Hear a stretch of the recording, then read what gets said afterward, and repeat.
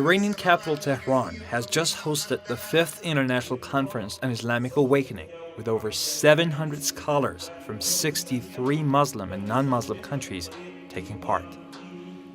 Starting on April 29th, the two-day Ulama and Islamic Awakening Conference focused on the latest events in the Muslim world, offering potential solutions to the challenges faced by Muslims all around the world. The conference is organized and held under the auspices of the World Assembly of Islamic Awakening, a body established by the Islamic Republic of Iran in the wake of the Islamic Awakening movement. The Ulama and Islamic Awakening Conference focused mainly on the crisis in Syria and the ongoing Palestine-Israel conflict. The conference also emphasized as key the role of Muslim scholars in fostering further unity among Muslims around the world.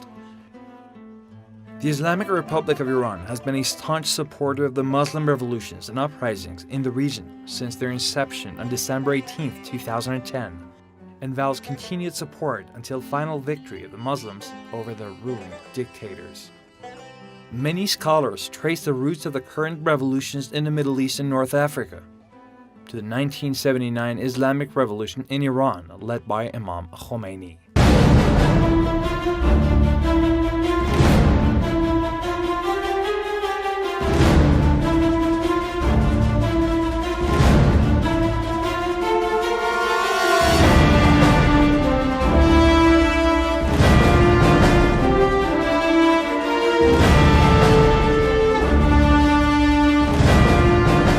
On December 18, 2010, protests broke out in Tunisia, leading to the ouster of President Ben Ali, followed by demonstrations in other Muslim countries toppling authoritarian regimes in Egypt, Libya, and Yemen.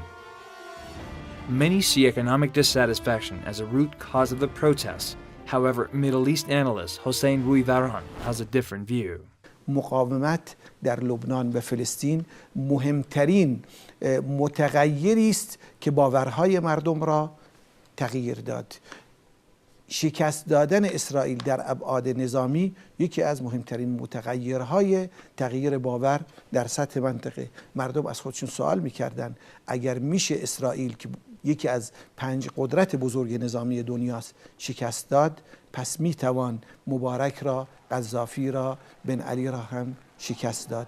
اگر میشه آمریکا را در عراق توسط مقاومت شکست داد، پس اگر مردم به سمت قیام برند میتوانند این رژیم های پوشالی را هم شکست بدن. لذا اولا وجود الگو که مقاومت بوده، دو نیاز انسان به اینکه یک زندگی شرافتمندانه همراه با عزت داشته باشه. آنچه که این رژیم های استبدادی هدف قرار داده بودن روح انسان بوده، روح آزادگی و عزت انسانی بوده که مردم با قیام های خودشون موفق شدن این را تحقق ببخشند. Even after toppling the ruling dictators, many revolutionaries are still on the streets, calling for more meaningful democratic changes. Frictions among different political and religious groups remain, foreboding wider conflict. Some analysts blame lack of post-revolution planning for the ongoing divides and problems. بیداری اسلامی از لحاظ توریک تضادهایی را بین منطقه و جوامع با غرب تعریف کرد. چرا؟ به دلیل اینکه نظامهایی بر مردم حاکم بود، نظامهای استبدادی که مورد حمایت غرب بود. غرب تداوم این رژیم ها را تضمین کرده بود. به همین دلیل این قیام تضاد با غرب پیدا کرد. غرب برای اینکه غافلگیر شده بود اما در مدیریت بحران، در حمله متقابل یا پاتک به سرعت اومد این تضادها را به داخل منتقل کرد. یعنی اومد بحث شیعه و سنی را مطرح کرد، بحث مسلمان و مسیحی که در مصر ما می‌بینیم مسلمان و قبطی های مسیحی، بحث جریان اسلامی و جریان ملی که در مصر و تونس الان به خوبی اینه می‌بینید که جبهه انقلاب به 2 قسمت با یک سفارایی در تقابل با یک دیگه قرار گرفتن. As the first country in the world to undergo Islamic revolution more than 3 decades ago, Iran has held several conferences on the Islamic Awakening, sharing the experience with Muslim activists and scholars with the ultimate goal of fostering unity and brotherhood and rooting out tensions and divisions among various political and religious groups in the Muslim world. The Ulama and Islamic Awakening Conference was held mainly to discuss the teachings of Prophet Muhammad, especially vis-a-vis the current needs of the Muslim world, self-assurance and self-reliance among Muslims, ways and means of confronting imperialism and neocolonialism, ways and means of promoting unity among Muslims, and last but not least, preparing the grounds for a new Islamic civilization. The issues were discussed in detail in 6 committees. Committee 1 discussed the theoretical foundation of Islamic Awakening. Committee 2 concentrated on the role of ulama in Islamic Awakening. Committee 3 focused on the topic of ulama, opportunities and challenges in the Islamic world. Committee 4 discussed Islam's desirable political system. Committee 5, the future world and the position of Islamic Ummah. And Committee 6 focused on the great Prophet as a center of unification among the Ummah. On the first day of the gathering, the leader of the Islamic Republic, Ayatollah Sayyid Ali Khamenei, addressed the conference. After emphasizing the importance of the Islamic Awakening and its impact on the geopolitics of the region, he warned against the threats of sectarianism in Muslim countries.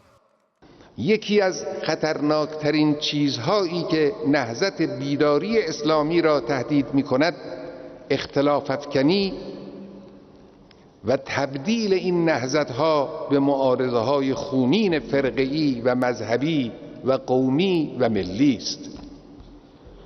این توطئه همکنون از سوی سرویس‌های جاسوسی غرب و صهیونیسم با کمک دلارهای نفتی و سیاستمداران خودفروخته از شرق آسیا تا شمال آفریقا و به ویژه در منطقه عربی با جد و اهتمام دنبال می شود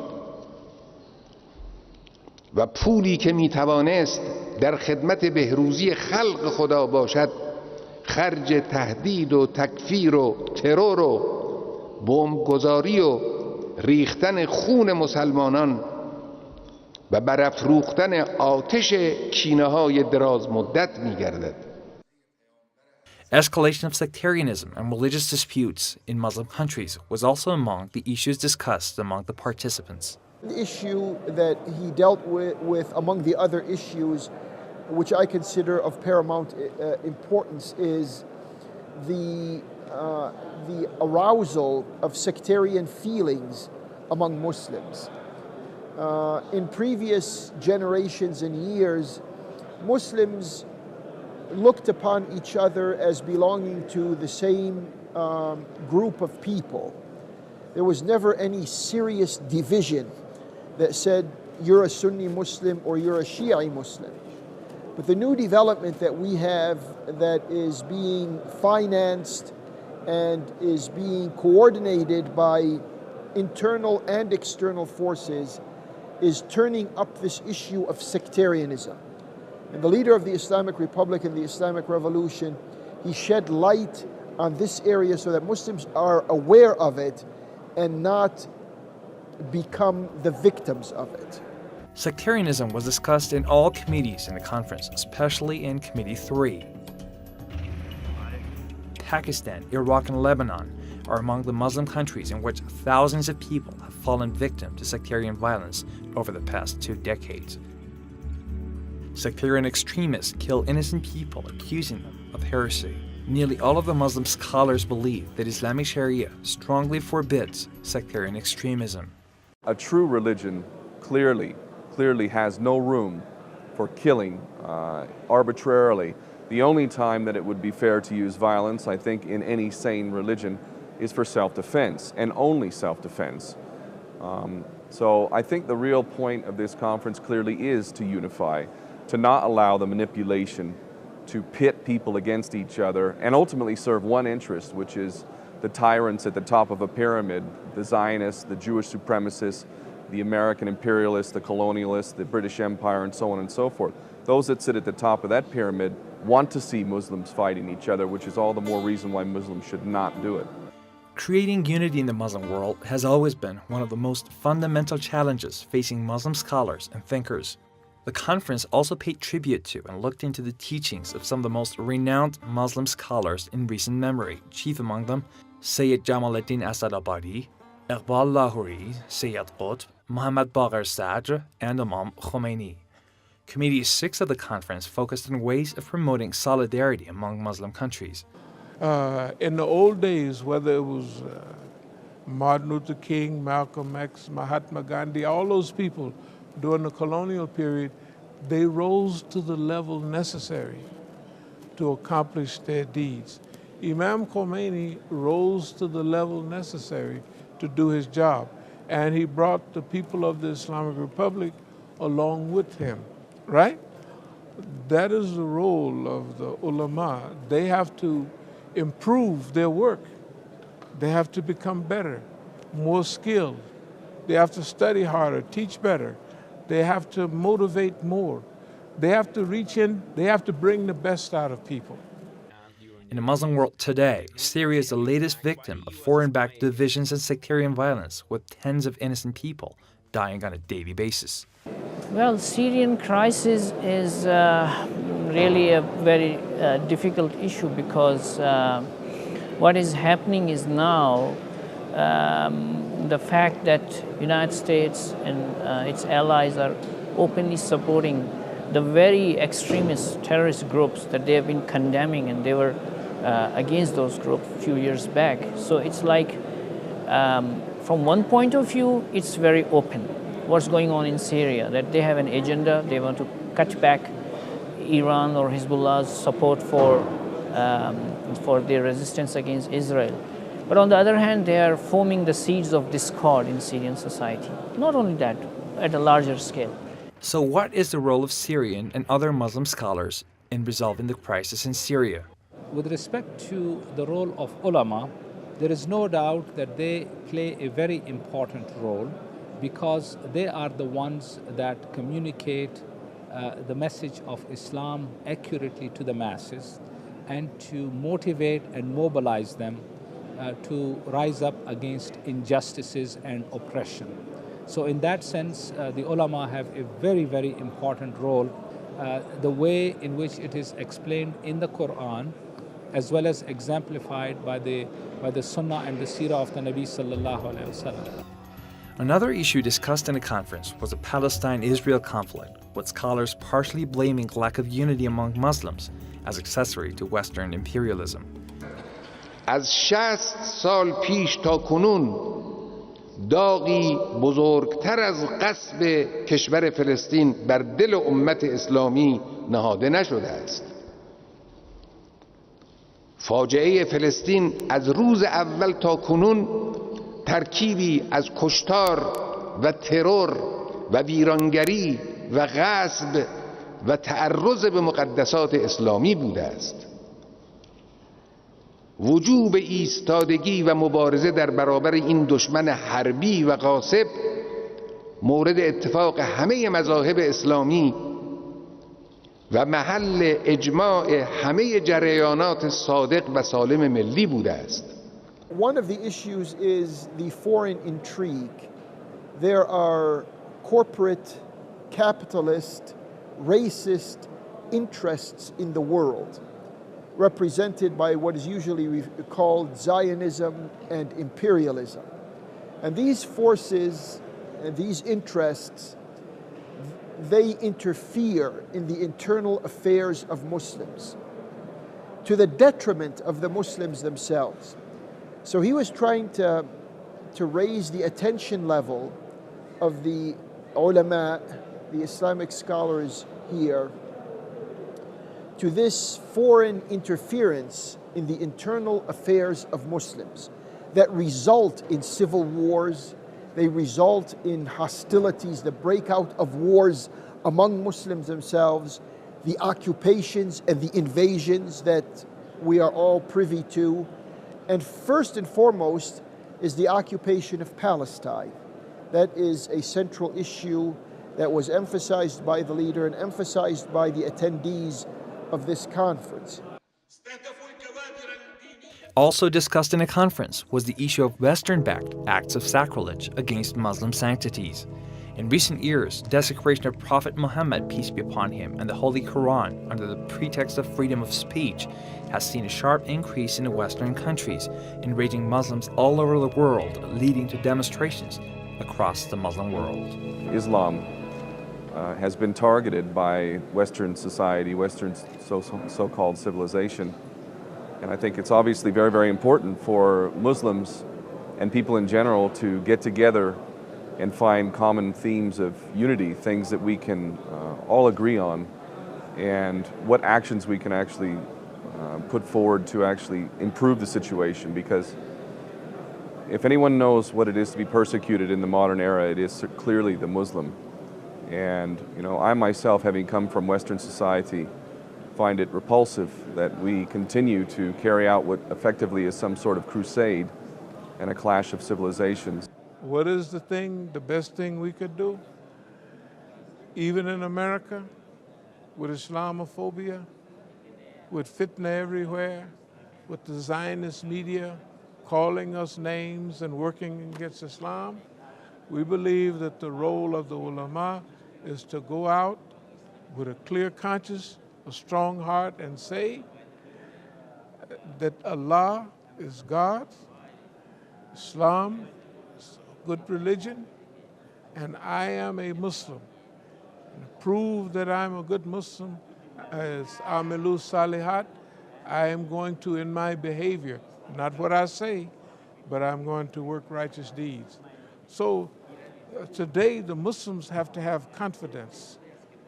They have to feel confident in themselves. This is one of the things of leadership. So I think the role of the ulama and the role of Iran and the Islamic Republic is to help train the people. And I think this conference right here is a very good beginning.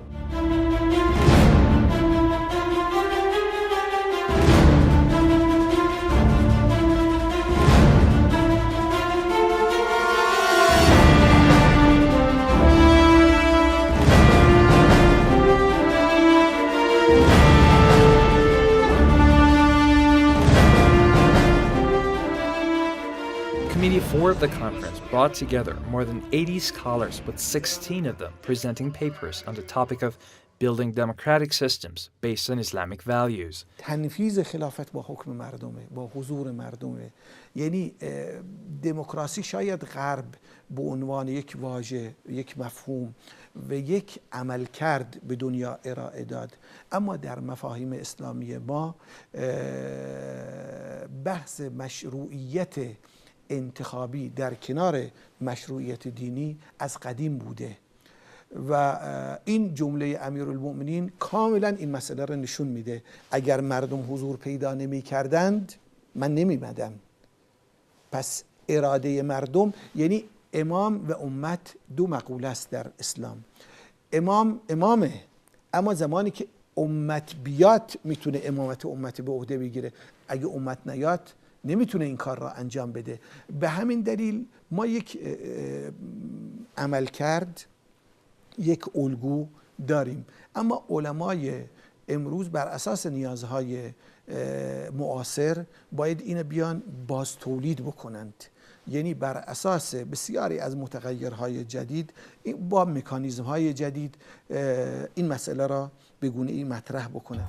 Establishing Islamic style democracy is a basic pillar of a new Islamic civilization. The scholars unanimously stress the significance of planning, designing, and devising Islamic economic, social, and cultural models for a new Islamic civilization. Scientific development is another main pillar of an ideal Islamic society. يمكن للمسلمين في العالم أن يدققوا في أبعاد هاتان الركيزتان الأساسيتان لهذه الثورة أو ما أحدثته الثورة على الصعيد العام. المسألة الأولى وهو مسألة التقدم العلمي الذي أحدثته هذه الثورة بحيث أصبحت الجمهورية الإسلامية في مصاف الدول الكبرى على مستوى التقدم العلمي وعلى مستوى التقدم التكنولوژی. به هر حال ما الان در قرن 21 هستیم. یک نظام نیاز داره به یک تئوری اقتصادی مشخص، تئوری اجتماعی، فرهنگی، سیاسی، روابط بین الملل و در ابعاد مختلف.